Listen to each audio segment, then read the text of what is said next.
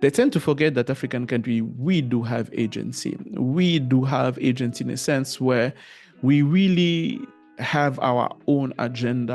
Our leaders have their own agenda, might be their own personal agenda or the party agenda or the country agenda, even though most of them do have personal agenda. Those agenda being short-term, mid-terms, or long-term, but they do have an agenda. And they use those agenda in the engagement they have with US, with China, with different countries. The reality is, my reflection was like, it's really becoming hard for the US today to engage with Africa in a very substantive way where it really benefits Africa. I don't know. Maybe I'm delusional, or maybe I'm too much pessimistic, but I don't know. What do you think, guys? Do you think that the US today can engage with Africa, with African countries in a very substantive, in a way that really helps? And if it's that case, in what areas of cooperation that can happen?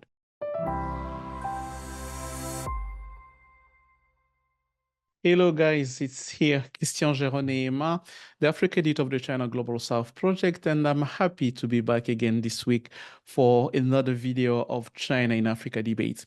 So I know not been weeks, but it's been months since I've made one of those videos, but I've been present in different platforms in the China Global South, where we've been covering different issues of China engagement in the Global South. If it's your first time in the channel, I'd like you to click the button, subscribe, and being updated in every time we drop a new video. Here in this channel of China Global South, we cover different issues related to China engagement in the Global South, in Africa, and we talk about politics, geopolitics, and different issues, critical minerals that we've covered about China engagement in the Global South. So in today's videos, I don't really have much of a specific topic. It's a specific topic to talk about with you today. It's much more of a reflection and sharing opinion about what's happened a few weeks back when we were traveling in DC, because few of us from the China Global South team, we went to Washington DC, meeting different stakeholders and decision makers in the U.S., think tank, anybody in the House, White House, and different people in different spaces in the China that's really take part in shaping U.S. foreign policy and U.S. Africa policy. It was really an interesting moment because we also had the opportunity to talk about with the current and former decision makers who are really hands-on into shaping U.S. policies in Africa. Every place that we've been, it was all about countering China, countering Russia, and blocking the advance, the progress in Africa, the expansion in Africa. It was really interesting because in all these discussions, you could really feel the worriness and the stress they had about China being present in Africa, the influence that China has won over the years, and how that influence has grown to become really political support that African countries are bringing to China on the international stage when it comes to human rights, when it comes to Human Rights Council, when it comes to UN Council, UN General Assembly, or when it comes to different institutions where African countries have been supporting or standing with China's position. When it comes to one China policy, we've seen that in the past where African countries kept on really reiterating their support to the one China policy, condemning any attempt or any kind of illusion of saying that Taiwan is not part of China.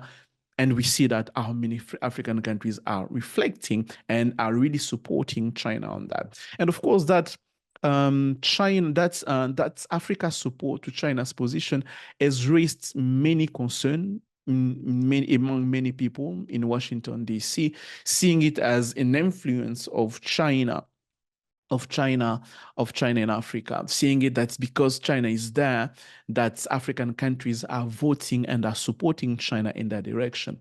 But during this conversation, I had to point out few things that really people tend to forget. They tend to forget that African country, we do have agency. We do have agency in a sense where we really have our own agenda. Our leaders have their own agenda, might be their own personal agenda or the party agenda or the country agenda, even though most of them do have personal agenda. Those agenda being short-term, mid-term, or long-term, but they do have an agenda. And they use those agenda in the engagement they have with US, with China, with different countries. So when you have that in mind, you understand that the position they take on the international stage, not just because China is influencing them, it's also because themselves, they have their own agenda they want to further. Second element, because of that agenda, people tend also to forget that there is certain dynamic that comes from within the African countries that explain and justify why many African countries vote the way they vote or support China on certain issues. I'm going to take a few of them. The issue of Xinjiang, Taiwan, or Hong Kong. Those three issues, they speak to a rather um, interesting, they speak to a rather interesting dynamic that we see in Africa, the dynamic of unity. Many African countries, because of historical background and colonial background, the way those African countries were formed, they were formed with the, different kingdoms and empire put together, became one nation, one state. And many African countries are still fighting and facing the demons of division and secessions. And for many African countries, that idea of division is really not welcome in anywhere. So when they see questions about Taiwan or Xinjiang or anything Tibet or Hong Kong, of course, they will identify with those issues.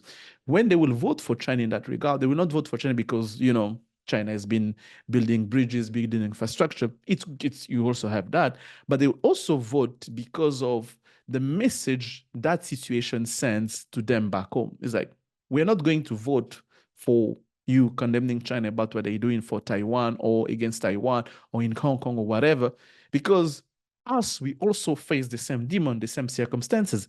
So our alignment behind China in that regard, it's because also China is supporting us, but it's because we also have our own agenda, our own interests that we want to keep in mind when we do that. So those are the few issues I've raised with them and where we were trying to cover the China engagement in Africa and what they really think about how African countries are supporting China. One of the issues that came out, and I think we've talked about it in the podcast, and there's another video that's going to come out quite soon for the China Global South, where I'm speaking about that with a guest, when it's about how the US is defining really winning in Africa. When they say they want to counter China, they want to counter Russia in Africa, what do they mean?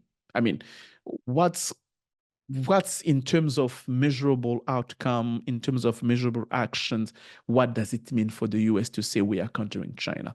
Does it mean that we don't want any Chinese company in Africa, which is impossible? Do they mean that we don't want any Africa-China relationship anymore, which which will not happen anymore? Does it mean that I don't know, we want African countries to stop supporting China or what? Because the reality is, as much as they're worried about Chinese presence in Africa, about what China is doing in terms of infrastructure, in terms of China selling a Huawei product, about all of that in China, in minerals in Africa, being critical or not, the reality is the US is today in a position where it cannot really engage in Africa in a very substantial way. Let's face it. Africa and the US are two different realities. And when I say Africa, I even say that against my own habits, my own judgment, because I don't want to take Africa as a whole. But for the purpose of this discussion, I'm taking it as a whole to make a point. Many African countries do not match the US economy. So it means that there is really not much of an economic trade that can be done between US and China, and between US and in African countries. African countries are facing infrastructure deficits, state building process, where they really need financing to build infrastructure, to build so many things they need for them to develop, which the US cannot provide so far in terms of financing. They can, they have the money, but they choose to do it otherwise. But the reality is, the way they're set now, they really cannot do that. So If China leaves, what's the option? What's the option on the table? What do they put on the table? Is it just like we want China out without really putting you, excuse me, without offering something in return? Or is it we want China out, but we are putting something else on the table?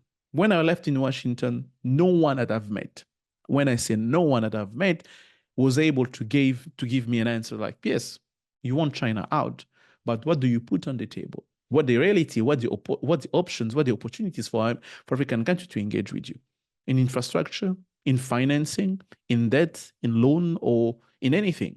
What really can the US can engage with Africa?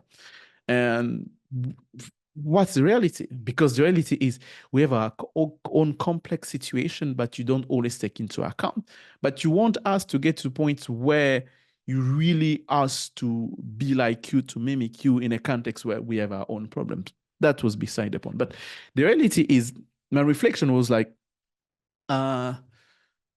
it's really becoming hard for the US today to engage with Africa in a very substantive way where it really benefits Africa. I don't know. Maybe I'm delusional, or maybe I'm too much pessimistic, but I don't know. What do you think, guys?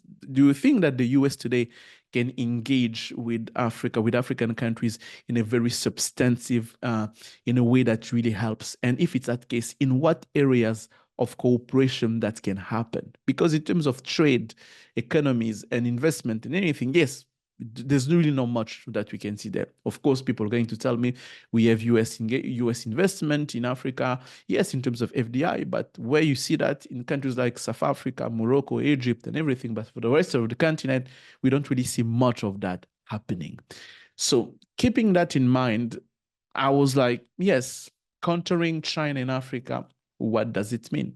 Countering China in Africa, how does it look like? What's the future look like? I'm writing a column about that. That's going to be published on our French website and our English website as well, where I'm going to be sharing my thought about what victory could look like, or if there is any sense of victory, what the US could be happy about. If and in that column, I'm making an argument to ask, will the US see victory in a sense where Chinese company remains in Africa, they do business in Africa, they invest, they build infrastructure. But on the other hand, when it comes to international issues on the global stage, African country align with China, align with the US, align with the US values, US perceptions, with US interest. Is it going to be enough for the US to say, yes, we've countered China? If that's the case, the question becomes, why African countries are aligning with China in the first place? Are they aligning with China just because the Chinese building infrastructure, or because there's also internal dynamics? That's why I've made the point I've made earlier when I was talking about agenda that African countries do have. And the fact is, in the US or many Western countries, they seem to forget that African country, we do have our own agenda, our own perception, our own way of seeing things, the way we want them to, the way we want things to work. So as long as they don't understand that, they will always see and look at things under the angle that, every decision that we are taking on international stage, it's because China is influencing Africa. You have that. That's undeniable, but you do also have internal dynamics that we have to take into account. So if they understand that it's not all about China, it's also about Africa, now the question will going to become, what should be the US attitude or behavior in terms of engaging Africa in a way that is respectful of Africa independence, Africa sovereignty, and understanding that the reality is it's not clear cut that African countries are going still to vote or to align with Western interests on the global stage, because the Western world, the US and all those EU countries, today they talk about defending the international rule-based order, defending the system. But as my colleague Cobus Van Seden has been saying, the reality is defending that system is defending a system where Africa has never been happy. has never been really taken, seriously, as it's defending a system where it's always remaining the pawn or any tools that the, Western country can use in the system. It's accepting that we're gonna still deal with, and it's in a system that where many African countries are just excluded in different sphere of decision making in international system. On the other hand, when China comes and say, we need a new international system, new international order, we need a new approach, we need a new kind of diplomacy where no country can impose on another country the way of doing things, that message makes sense for many Africans, being leaders or not, being civil society or not, but that message makes sense to many of us on the continent. So when you understand all those dynamics, I hope that you're following me, but when you understand all those dynamics, the question now becomes how the US really can engage African country in a respectful way so that on international stage, the US and Africa can align on different issues. And that, I think, that's going to be the tricky question that the US is going to have to address in its relationship with Africa. And it's going to be important because if they want to counter China, they're going to have to understand those dynamics. And from what I've seen during my trip in Washington, D.C., I had the feeling that many do not understand that many do not capture that idea. It's somehow a foreign ideas about what the US can do in Africa. But that's beside the point. I had even one discussion where we talked about how China is influencing and promoting non-democratic system in Africa. I had a heated debate with a researcher about that. I'm gonna make another video talking about that specific topic about Chinese influence about democracy in Africa or not. And just to give you a sneak peek of the point I've made, I told him when there is political crisis in Africa about a bad elections or anything, the ambassador they call, that those regime or those dictators are calling, they are not Chinese ambassadors. They call the French, the British, the US, the EU ambassadors, the Belgium. They don't call Chinese one.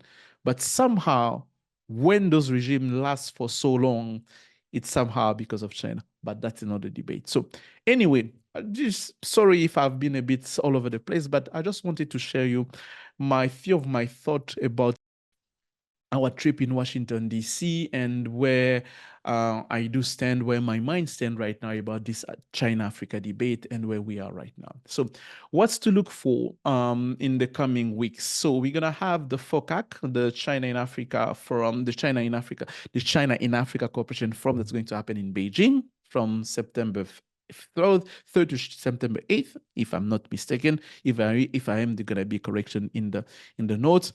So African countries are really looking forward to have meaningful engagement with China.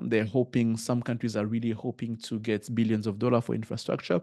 There are a lot of negotiation happening. We saw Chen Xiaodong, China Foreign Affairs Vice Minister, being in Nigeria, touring Africa as well. So there is that need of China really to make sure that a lot of African countries are going to attend the summit, because there is that fatigue that we've seen on the continent of those Africa Plus One summit. Many Africans are really not happy to see African leaders going to meet one head of state, where 54 of them or 53 of them are going to meet one head of state. So it's really not something that many African countries are happy about. So now the question becomes what to expect of the FOCAC. And it's going to be something important for China, because China is going to, in that context of geopolitical tension, China is looking how much African countries are going to attend. So they want to make sure that African countries are really attending. We know that Nigeria will be there, South Africa will be there, and I believe that heavy hitters will be there. For China, is going to be important because the number of attendees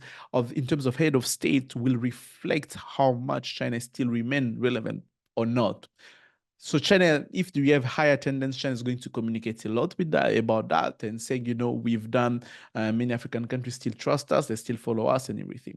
The second point about that, beside that, attendance is going to be what to expect in terms of financing or anything. So far, there's really not much we can expect, and there's still debates about what Africa can get from China. We should expect a lot of narrative around a new system, a new international order. We should see, this is my bet, we maybe see uh, a discussion around China new development approach in Africa in terms of financing, development financing. We should see an agent like SIDCA to become much more relevant in China-Africa engagement. And this is something quite new, and we should be paying attention about that. So I'm gonna make another video drilling and delving much into details about my expectations and different expert expectation around China and the next FOCAC that's going to happen in Beijing. So that's going to be all for me. It was quite an impromptu video. I wanted just to share with you my few thoughts about the current state, the current situation of China in Africa relation. And I'm gonna take a few weeks off, so I won't making those videos. Other colleagues are going to make other videos, other contents about China engagement, not only in Africa, but in the Global South. So as I said earlier, if you knew, this is the China Global South project. We are an online independent media that covers China engagement in the Global South, where we touches about different issues about China, what China does in the Global South. If you want to know more, visit our website in English and in French, in Arabic, and also visit our channels. You're going to see different insight that we bring about those issues. Sometimes people believe that we love China. Sometimes people believe that we hate China. We just love facts. Sometimes the facts, they would say China did good. Sometimes the fact we say China did bad, and people have to make peace with that. Most of the time, they don't. So anyway, that was all for me. So as I say, my name is Christian Geraud. I'm the Africa editor of the China Global South. I'm going to see you next time for another China in Africa debate. See you. Bye-bye.